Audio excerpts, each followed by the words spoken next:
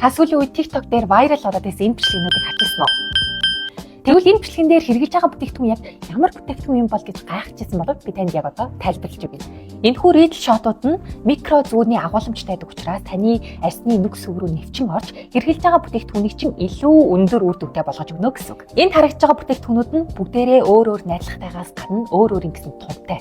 За тунгийн тайлбарлах юм бол 50 100, 300, 700 мянга хүртэл байдаг. Та хэрвээ эмзэг арьстай эсвэл ридл шотыг анх удаага хэрэгжилж үзэж байгаа бол 50 буюу хамгийн бага тун дооцтойгоор нь эхлээд хэрэглээд үзээрэй. За яг одоо өнгийн тайлбарлая.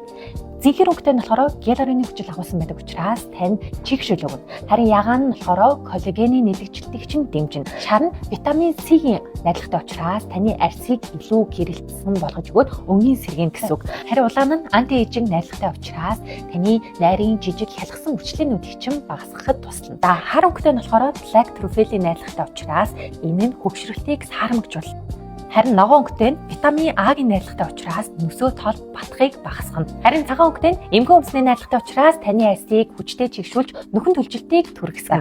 Харин энэхүү мөнгөлөг савлгаатай нь 50-аас 1000 хүртэл тунтаагаас гадна сиканы найрлагатай учраас таны арьсны нөхцөлтийг багасгахаас гадна тослохыг тэнцвэржүүлж арьсыг чи илүү глоу болгож чадна гэсэн үг.